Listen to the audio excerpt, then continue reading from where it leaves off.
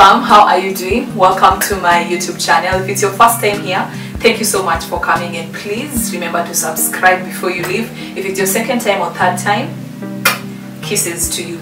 On today's video, I'm going to share with you how to never run out of content as a YouTuber, or let me just say how to never run out of content ideas as a YouTuber. I've been on YouTube for 1.5 years now, and I've never missed a day, I mean like a week, to post any content, and I've always had like content one after the other, one after the other, one after the other. So I'm gonna share with you some of the things that I usually do in order not to run out of content. If you're a YouTuber out there and you've been running out of content, these are some of the tips or ideas that will help you not to run out of content. Of course, I have my YouTube book as usual, which is right here. So the first thing that I usually do is listing down the ideas. Anytime an idea comes to mind, I always list it down, like just write it on paper, write it on a book. Like for example, when you check this book of mine, this is my YouTube book. Yes, I think I mentioned that. So when you come to the back side of this book, I have like different ideas. Like I've listed down a couple of titles that I think I need to do, different topics that I believe I should be doing as a YouTuber. And sometimes I do this even before, let's say for example, if I'm going for a holiday, I usually plan the kind of content that I'm going to shoot, like what I'm going to do. Maybe if it's a house tour, maybe if it's what I carried versus what I wore, maybe it's what exercises at the beach, what type of exercise am I going to do there. Like I usually list down. Like when you check, I don't know if you'll be able to see, but all these are different ideas. For example, I'm just reading something here that I wrote sometimes back. I was supposed to do a story time of not getting the guy next door. Yes, that one have not been done. How to start a business, never buy ever, the different challenges. I'm seeing there's so many topics that I've not done yet. Anyway, just listing them down, because you can't run out of ideas when at least you have something to refer to, like you'll be taking as you do. So there are quite a number. I mean, you can't finish them. Like all those pages that I've been flipping are different ideas that I think I should be doing. I'm sure you're wondering, where do all these ideas that I'm listing come from?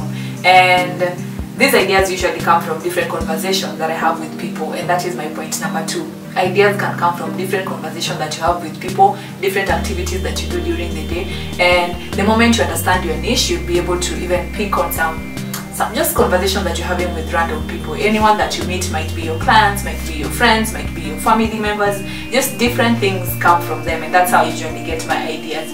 The third point is you need to have a content calendar. When you have a content calendar, you're able to know, or maybe keep track on what's going when, and for example, let me talk about my YouTube channel.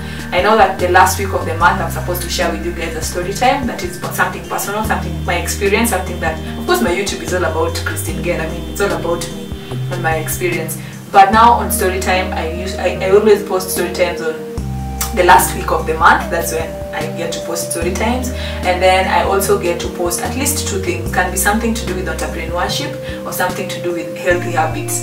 2 videos, that's the first week and the second week, and then the middle week of the month I usually target posting something like a day in the life, just bring you guys to how I get to do my stuff, how I get to do all these things. Then of course on my calendar, I know that on Fridays, every Friday I'm supposed to post Fitness Friday. Yes, so I know, like every time I get to plan all these things, I always know that it's gonna take this long to do this, so I need to prepare. When I'm running out of content for Fitness Friday, I know I need to start thinking of what else I can shoot. So that's another way. Like it will help you. Having a content calendar will really help you on how you can do your stuff, and just make sure that everything aligns with your niche. Again, yes. Then the 4th point is questions that people get to ask you will also lead you to creating content, will also give you different ideas on how to get content.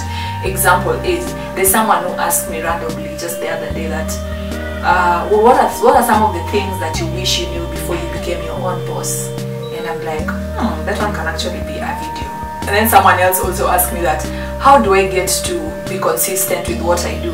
And I felt like that can also be a video, and it's something that I think I might shoot one day and tell you guys how I get consistent with doing whatever I do. So questions that you randomly get from people can also bring ideas. I know this one is kind of relating to point number 2, which was conversations that you have with different people, activities that happen in your life. You know, conversations are different from questions, but yeah, questions are part of conversations, so it depends on how you want to look at it. But that's my 4th point on how you can actually not run out of content, by constantly thinking of ideas and picking questions that people ask you and just make them into content.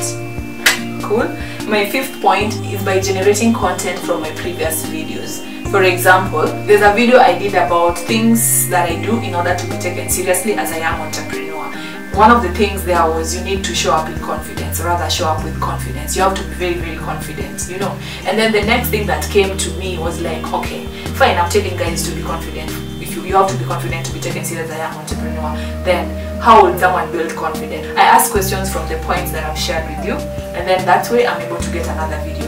So I went ahead and did how to build your confidence. Then after that, I was like, one of the points there was you need to, for you to be able to build your confidence, you need to have a mentor. Then I was like, again, what are some of the things that someone needs to consider before getting a mentor? Then that was another video, you know. So they keep coming. And then after doing that, another question was, where can we find these mentors, you know? So I keep on answering questions that you as a viewer is able to ask, you know, when you're watching a video, you're able to ask. So that's how I get to not run out of content, because there's always a content within a content, like a story within a story. So that's another way that helps me not run out of content. The 6th thing that I always do in order not to run out of content is planning ahead. And planning ahead is something that is very important to you as a content creator, because it helps you so much, it makes work easier. And when I say planning ahead, I do research, I do, let's see, sometimes I get to script, like now of course the points I'm talking to you guys about, I have to sit down and write them down. And of course I have to make sure that everything that I'm gonna need for this shoot is there. Like for example, my clothes, I need to organize, maybe those days that I get to do a lot of videos on the same day. So I get to look at the topic that I'm going to talk about, and then look at an outfit that maybe can work well with it. So I plan all that, then it just makes things easier, and you'll always be more organized and just not run out of content because you always plan ahead. Then the 7th point is understanding my audience, and how this has worked for me is that, for example, I check so much on my YouTube channel. I get to go to the analytics and just check out what are some of the videos that people enjoy most. And funny enough, guys, it just came to my realization that some people, or rather most of the people, okay, they don't have the most views, these videos, like the story time, they don't have the most views, but they give me a lot of watch hours. And if you're a content creator, of course you know how watch hours is very, very important, especially when you're starting your YouTube journey. So this is very, very important. So I realized that most people love story times, and then I keep asking even my friends, like, what are some of the videos that you enjoy? There's someone who told me that they like a day in their life because it gets to challenge them on how they can actually run their days and become more productive. So just understand your audience, and then once you understand your audience, you'll be able to know what exactly to put out there. It helps you so much when it comes to even doing that research and just getting to plan your videos, because you know this topic relates to this particular person, this topic relates to this particular person, this topic relates to this particular person. So there are different people who enjoy different things on your channel. You're my family, and of course, being my family, I have to entertain my family because I welcome you to my home, and I have to make sure that I give you good content and something that is worth sitting down and watching and listening to. So yeah, just understanding your audience and doing a little more of getting deeper into it by going into your analytics and just seeing what people like, what people enjoy, what people don't like, you know, such things. Yeah.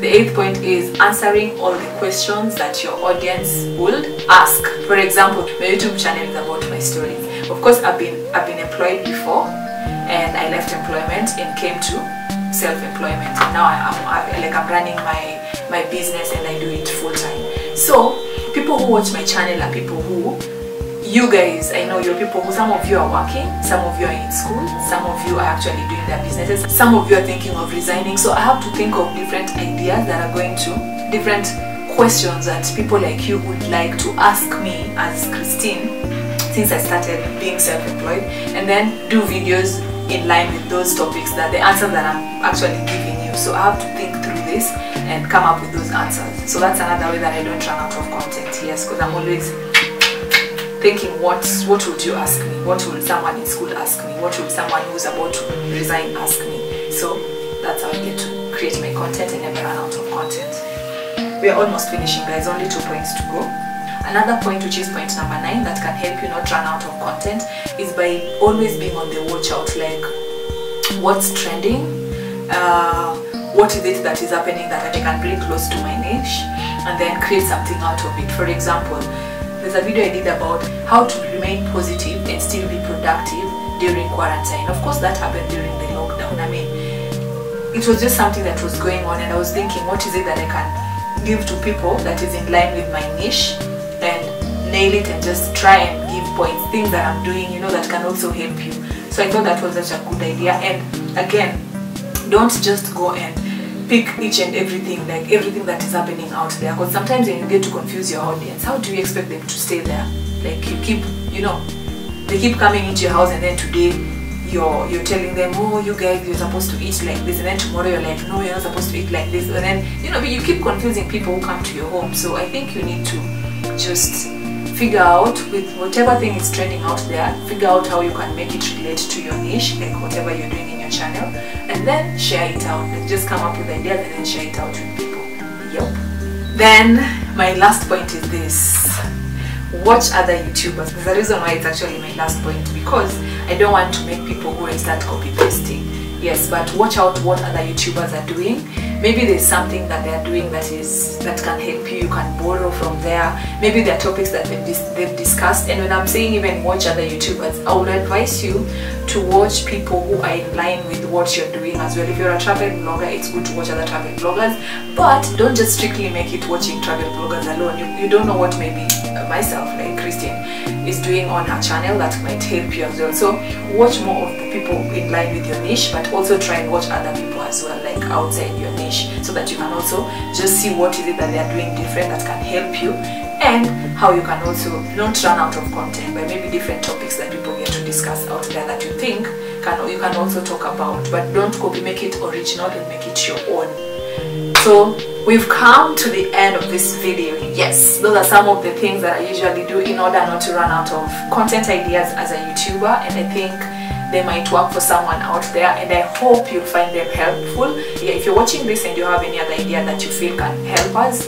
please don't hesitate to leave a comment on the comment section, so that we can just build each other and just get to grow as one community. If you've gotten to this point, thank you so much. And please, if you haven't subscribed to this channel, kindly do, because it always feels good just to have you in this channel. And thank you so much for the love, guys. Thank you so much for the support, and until next time, good people,